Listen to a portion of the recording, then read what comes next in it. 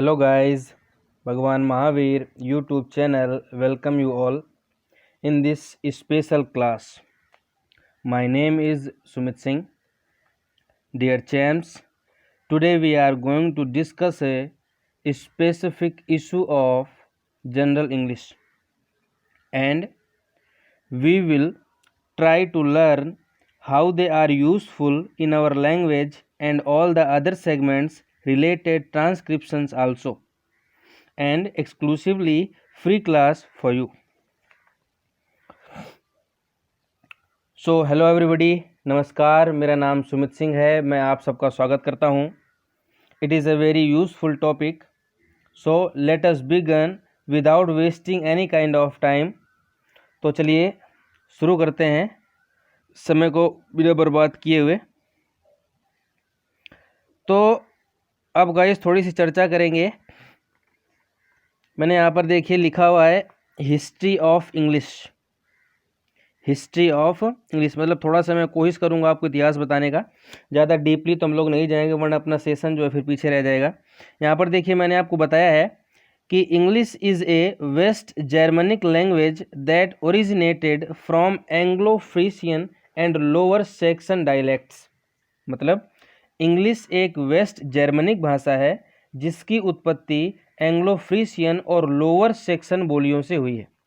मतलब ये जो इंग्लिश है ये अपनी कई सारी लैंग्वेजेस से मिलकर बनी हुई, इसलिए आपने कभी कभी देखा होगा कई सारे वर्ड्स जो हैं जो हमारी हिंदी से सेम मिलते हैं।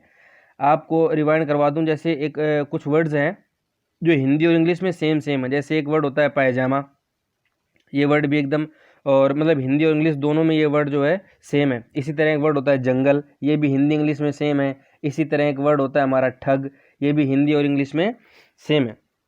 तो कई सारी लैंग्वेजेस हैं और इनमें से मैक्सिमम यूज़ जैसे होता है हमारे यहाँ, तो इसमें एक आती है लैटिन, फिर उसके बाद फ्रेंच, फिर जर्मनिक, फिर ग्रीक, फिर अदर्स और नेम्स। नेम्स जो है 4% होता है टोटल। मतलब अपने आसपास या फिर जहाँ पर भी देखते हैं जितने भी नाम है ना वो 4% के अंतर्गत आते हैं। बाकी में लैटिन आती है, फ्रेंच आती है, जर्मनिक आती है, etc।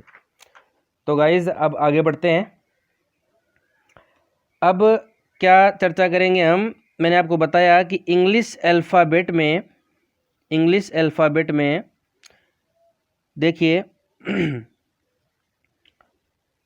टोटल लेटर 26 होते हैं। ओके, अब बात करें मतलब वर्णमाला की, वर्णों की माला जिसको वर्णमाला बोलते हैं। हम शुरुआत करेंगे इंग्लिश की शुरुआत मतलब कैसी हुई, तो हम यहाँ पर बताएंगे कि इंग्लिश की शुरुआत जो है वो लेटर्स से होती है। लेटर का मतलब होता है वर्ण, और लेटर कितने होते हैं टोटल 26। तो अब क्या है कि इन 26 लेटर को दो पार्ट में डिवाइड किया गया है।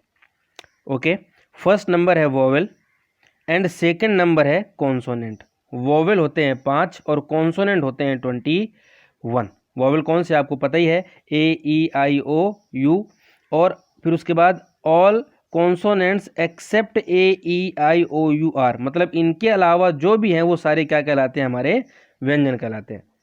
तो अल्फ़ाबेट को, लेटर्स को दो पार्ट में डिवाइड किया गया। एक का नाम क्या है वोवेल और एक का नाम क्या है कॉन्सोनेंट। अब आगे बढ़ते हैं। तो now the question is who is important among them और दीज। मतलब इनमें से अब महत्वपूर्ण कौन है। मतलब हमारे सामने दो हैं, एक है वोवेल और एक है कॉन्सोनेंट। वोवेल को बोलते हैं स्वर और कॉन्सोनेंट को बोलते हैं व्यंजन। तो अब प्रश्न हमारा ये है कि इनमें से महत्वपूर्ण कौन है। तो इंग्लिश में एक प्रोवर्ब है, मतलब कहावत है कि यूनिटी इज स्ट्रेंथ, मतलब एकता में शक्ति है। तो एकता तो जाहिर सी बात है किसके पास है, कॉन्सोनेंट के पास है, चूंकि वो 21 है, बाहुबल है उनके पास। और ये बेचारे 5 पांडव के तरीके, जैसे वो 5 थे तो ऐसे ही ए ई आई ओ यू ये 5 है। तो प्रश्न ये है, तो एकता तो उनमें हो गई कॉन्सोनेंट में ज़्यादा, तो महत्वपूर्ण कॉन्सोनेंट को होना चाहिए, लेकिन ऐसा नहीं है। इन दोनों में से महत्वपूर्ण ज़्यादा होते हैं और वो कौन है, उसका नाम है वोवेल। तो अब नेक्स्ट क्वेश्चन है हमारा कि why is vowel more important. मतलब जो ये स्वर है या वोवेल है ये ज़्यादा महत्वपूर्ण क्यों होते हैं। तो इसका देखिए जवाब आपने दिया हुआ है, vowels are important because no verb is complete without them. मतलब ये इसलिए महत्वपूर्ण होते हैं क्योंकि इनके बिना कोई वर्ब कंप्लीट नहीं होती है। मतलब वोवेल इसलिए महत्वपूर्ण है क्योंकि बिना वोवेल के कोई भी वर्ब कंप्लीट नहीं होती है। वर्ब समझ गए, मारना, चिल्लाना, घूंसा मारना, फिर एक और मारना, मतलब ETC वगैरह वगैरह जितनी भी क्रियाएं होती है सारी हमारी क्या होती है, वर्ब होती है। जैसे मैंने यहाँ पर लिखा हुआ है लाफ, लाफ का मतलब क्या है, हंसना। अब देखिए मीनिंग इसमें LA आ गया ना। अब देखिए नेक्स्ट मीनिंग मैंने बताई आपको यहाँ पर वीप, वीप में देखिए WE आ गया। यहाँ पर देखिए स्लीप है। और भी कोई मीनिंग ले लीजिए, जैसे मान लीजिए रन मीनिंग हो गई, रन का मतलब होता है भागना, तो मीनिंग क्या होती है RUN, तो इसमें क्या आता है यू आता है, तो मतलब AEIOU क्या, इनके अलावा कोई भी वर्ब कंप्लीट नहीं होती है, मतलब जो भी वर्ब होगी इनमें इनका सहयोग होगा वोवेल्स का। ओके, इसलिए क्या होते हैं, ये महत्वपूर्ण होते हैं। तो ये तो बात थी रूल की। अब आगे बढ़ते हैं।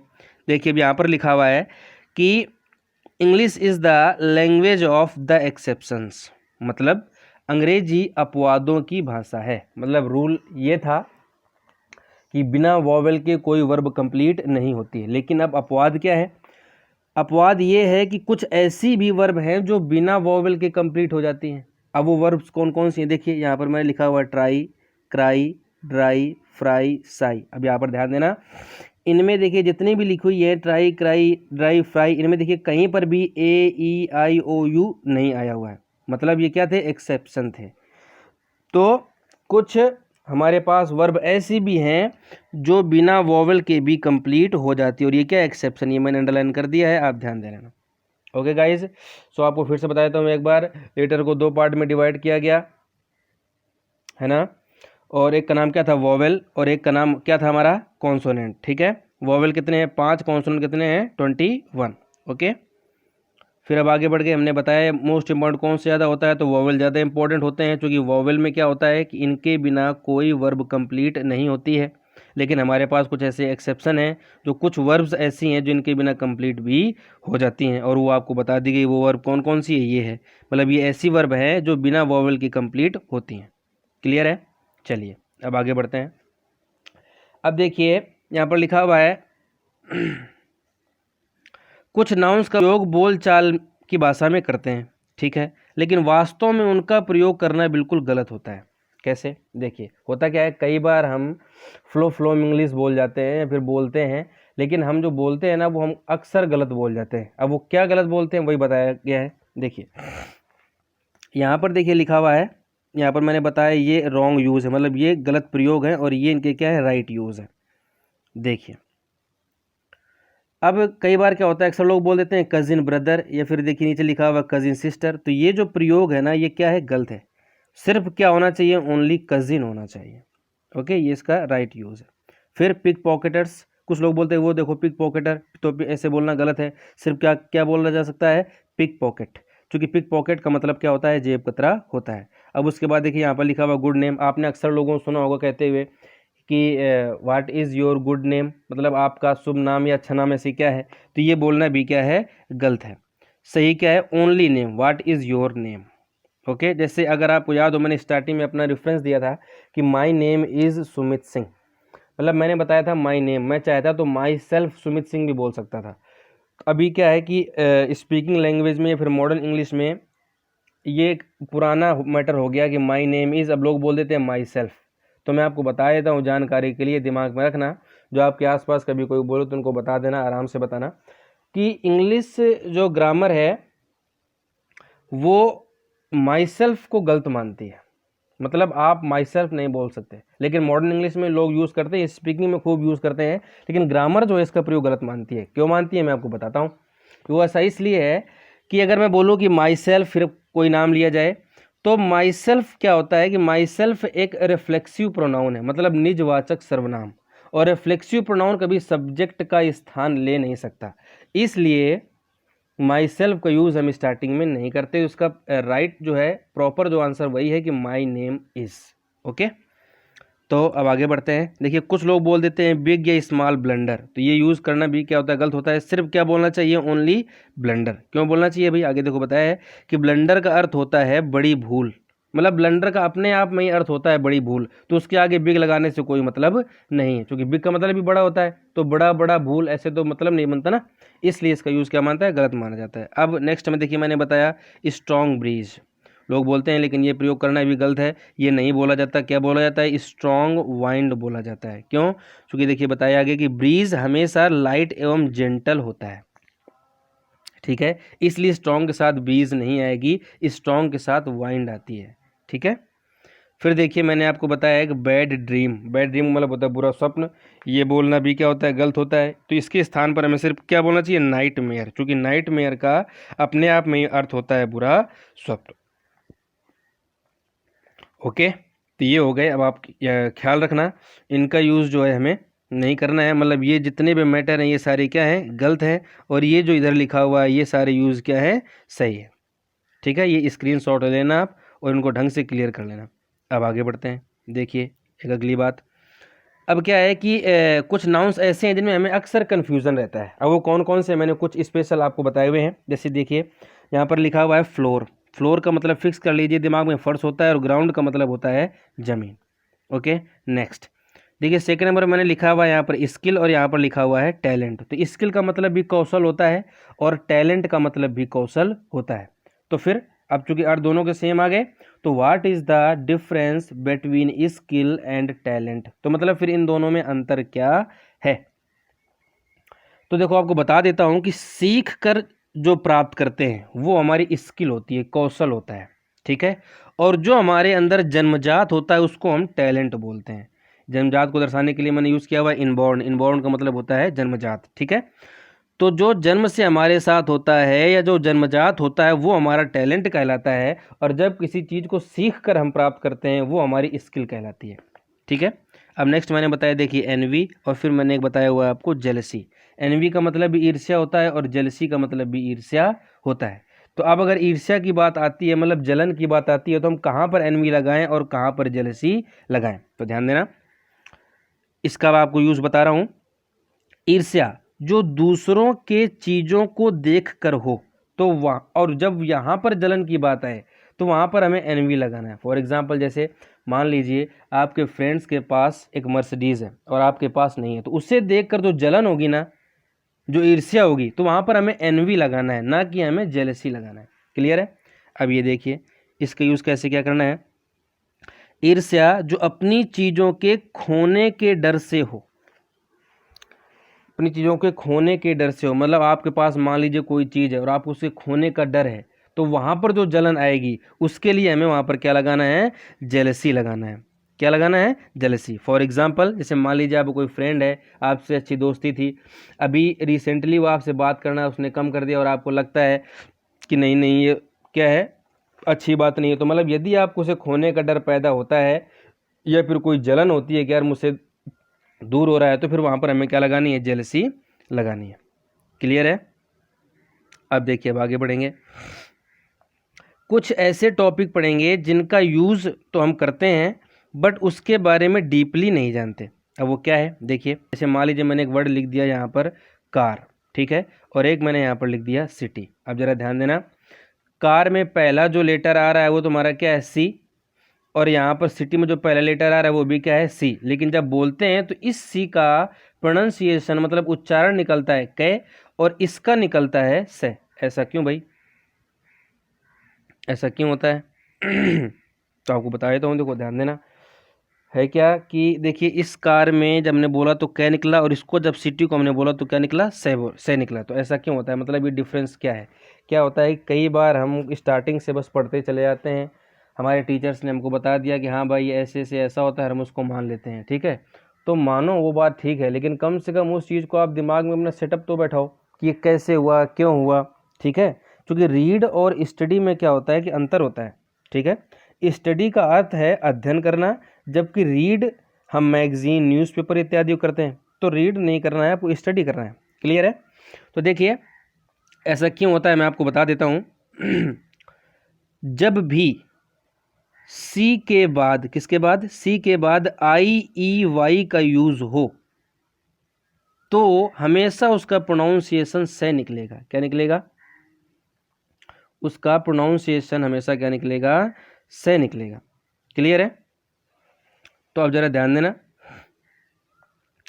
तो मैंने क्या बताया कि सी के बाद जब भी आई आए या ई आए या वाई आए तो उसका प्रोनाउंसिएशन हमेशा से निकलेगा, और जब सी के बाद आई ई वाई ना आए तो उसका प्रोनाउंसिएशन हमेशा कै निकलेगा। देखो यहाँ पर, अब देखो आप एग्जांपल बता रहा हूँ, यहाँ पर देखिए हर जगह सी के बाद कहीं पर आई ई वाई आया होगा, इसलिए इनका प्रोनाउंसिएशन क्या निकल रहा है, से निकल रहा है। जैसे देखो यहाँ पर सिटी है, सी के बाद आई आ गया तो से हो गया। दूसरा देखिए यहाँ पर क्या लिखा हुआ है, सेंटर लिखा हुआ है, सेंटर में देखो सी के बाद ई आ गया तो इसका प्रोनाउंसिएशन क्या हो गया, से हो गया। ठीक है, और यहाँ पर देखिए लिखा हुआ है साइकिल, सी के बाद क्या आ गया, वाई आ गया, इसलिए इसका प्रोनाउंसिएशन हो गया से। क्लियर है? क्यों हुआ से? क्योंकि मैंने आपको देखिए यहाँ पर बताया हुआ है कि जब सी के बाद आई ई वाई आएगा तो वहाँ पर उसका प्रोनाउंसिएशन हो जाता है से, और जब सी के बाद आई ई वाई नहीं आएगा, ठीक है, तो उसका प्रोनाउंसिएशन फिर निकलता है कै। ठीक है, जैसे देखिए मैंने यहाँ पर एग्जांपल दे दिया कार, देखो का सी के बाद यहाँ पर ना तो आई आया, ना ई आया, ना वाई आया, इसलिए इसका प्रोनाउंसिएशन निकल रहा है कार। ठीक है, फिर जैसे मान लो दूसरा मैंने दे दिया वो क्रिकेट, अब देखो सी के बाद यहाँ पर आर आ रहा है तो ना तो यहाँ पर आई आया, ना ई आया, ना वाई आया, इसलिए यहाँ पर आया हुआ है, मतलब इसका प्रोनाउंसिएशन निकल रहा है हमारा कै। क्लियर है? इसी तरह देखो कूल लिखा हुआ है। ठीक है ना? अब नेक्स्ट देखो आगे बढ़ते हैं। इसी तरह जब भी के साथ एन आता है तो के हमेशा साइलेंट रहेगा। देखिए साइलेंट क्या तुमको बता देता हूं मैं, कुछ जगह छोड़ करके एक प्रभाव तरीका आपको बताता हूं कि कहीं भी साइलेंट होने का किस्सा ना होता यदि उस लेटर के आगे या पीछे वॉवेल का हिस्सा ना होता। मतलब कुछ रूल्स को अगर छोड़ दिया जाए तो कहीं पर भी जो भी चीज़ साइलेंट हो रही होगी तो वहाँ पर कहीं ना कहीं वॉवेल आया होगा। मतलब किसी भी चीज़ के साइलेंट होने का किस्सा ना होता यदि उस लेटर के आगे या पीछे वॉवेल का हिस्सा ना होता। तो कैसे देखिए ये लेकिन डिफरेंस रूल है। आगे बढ़ते हैं। देखो मैंने क्या बताया यहाँ पर कि इसी तरह एक रूल आपको बताया कि इस तरह जब के साथ एन आएगा तो के हमेशा साइलेंट रहेगा। ध्यान रखना, स्क्रीनशॉट ले लेना। क्या कि जब भी के साथ क्या आएगा, एन आएगा तो वो के हमेशा क्या हो जाता है, साइलेंट हो जाता है। जैसे नॉलेज, अब देखिए नॉलेज में के क्या हो गया, साइलेंट हो गया। इसी तरह यहाँ पर लिखा हुआ मैंने नाइफ, नाइफ में देखिए के साथ एन आया है तो के तुम्हारा क्या हो गया, साइलेंट हो गया, ओनली नाइफ। ठीक है, तो ध्यान रखना के बाद जब भी एन आएगा के हमेशा क्या हो जाएगा, साइलेंट। इसी तरह नेक्स्ट रूल है डब्लू के साथ जब आर आता है तो डब्लू साइलेंट रहता है। डब्लू के साथ क्या आता है, आर, तो डब्लू क्या हो जाता है, साइलेंट। जैसे देखिए यहाँ पर मैंने लिख दिया रिंग, WRING। अब देखो डब्लू के साथ यहाँ पर आर आया है तो डब्लू क्या हो गया, साइलेंट। मैंने यहाँ पर कुछ नई मीनिंग्स दिए हैं आपको ताकि आप और बेहतर रहे, आप कोई दूसरी नई मीनिंग सीख सकें। तो रिंग दी है तो रिंग का मतलब होता है निचोड़ना, तो निचोड़ने की नई मीनिंग आपके पास आ गई है, ध्यान रखना। उसके बाद रिस्ट वॉच होती है। फिर देखिए यहाँ पर एक और मैंने नई मीनिंग दी है, यहाँ पर मैंने लिखा राइट। राइट में देखिए WR एक साथ आ रहे हैं तो मैंने बताया कि आर के साथ जब भी डब्लू आएगा तो डब्लू क्या हो जाता है, साइलेंट हो जाता है। तो राइट का मतलब होता है लेखक, लेखक की एक नई मीनिंग आपको पता चल गई है, राइट। ठीक है, तो ये बातें हो गई। अब नेक्स्ट बात करते हैं। अब बात करेंगे हम मीनिंग्स की। देखिए मीनिंग्स जो है वो मोस्ट इम्पॉर्टेंट पार्ट होता है हमारी ग्रामर का, इसके बिना कुछ भी देखो पॉसिबल नहीं है। तो ध्यान रखना, मीनिंग अपने को बहुत ढंग से क्लियर होनी चाहिए। हर एक मीनिंग, कुछ भी बोलना हो उसकी मीनिंग सबसे पहले आपके दिमाग में आनी चाहिए। तो देखो कुछ मीनिंग से मैंने आपको बताई है जो मोस्ट इंपॉर्टेंट है। देखिए कैच और यहाँ पर लिखा हुआ है होल्ड। तो कैच का मतलब भी पकड़ना होता है और होल्ड का मतलब भी क्या होता है, पकड़ना होता है। दोनों ही वर्ब है, मतलब कैच वर्ब भी होती है, नाउन भी होती है, और होल्ड भी इसी तरह वर्ब भी होती है और नाउन भी होती है। तो अब कैच का मतलब भी पकड़ना हो गया और होल्ड का मतलब भी पकड़ना हो गया। तो फिर इनमें अंतर क्या है, देखिए क्या मैंने प्रश्न किया है आपसे कि what is the difference between catch and hold. तो आपको बता देता हूं, ध्यान देना। कैच, कैच के लिए देखो मैंने क्या बताया, किसी गतिशील चीज को जब पकड़ा जाता है तो वहां पर कैच का इस्तेमाल किया जाता है। ध्यान देना, क्या किसी गतिशील चीज को जब पकड़ा जाता है तो वहां पर कैच का इस्तेमाल किया जाता है। अगर आप ध्यान दो, जैसे हम लोग क्रिकेट खेलते हैं, बॉल उनके पास आती है, लोग बोलते हैं कैच, मतलब कैच करना, तो उस बॉल में गति होती है कि नहीं होती है, इसीलिए। तो जब किसी गतिशील चीज को पकड़ा जाता है तो वहां पर हमें क्या लगाना है, कैच। और दूसरा, ठहरी हुई चीज को पकड़ना या थामना, तो वहां पर हम क्या लगाते हैं, होल्ड लगाते हैं। क्या लगाते हैं, मतलब पकड़ना तो होगा किसी चीज को, लेकिन वो चीज वहां पर ठहरी होगी, मतलब रुकी हुई होगी, और फिर यदि उसको पकड़ा जाता है तो वहां पर हमें क्या लगाना है, होल्ड लगाना है। क्लियर है, अंदर समझ में आ गया होगा। अब इस तरह देखिए मैंने आपको कुछ और मीनिंग बताई है, साइट, साइट और साइट। तो इस ये जो साइट है इसका मतलब होता है निर्माण स्थल, ये नाउन है, और इस साइट का मतलब होता है नाउन, इसका मतलब होता है नज़ारा या दृष्टि, और इस साइट का मतलब होता है, ये साइट जो ये वर्ब है इसका मतलब होता है उल्लेख करना। मतलब मैंने एक तरीके आपको 3 मीनिंग जो दी है। अब देखिए बात अगर देखने की हो रही है तो आपको एक चीज़ और बता देता हूँ, देखने की और कितनी मीनिंग्स हो सकती हैं इसको लेकर मैं आपको सामने आया हूँ, ज़रा ध्यान देना। मतलब किस किस तरीके से देखा जा सकता है। देखो मतलब देखने की बात हुई है तो कुछ और डिस्कस कर लेते हैं देखने पर। क्या, देखिए सी का मतलब भी देखना होता है, क्लियर है बात, सी का मतलब भी क्या होता है, देखना।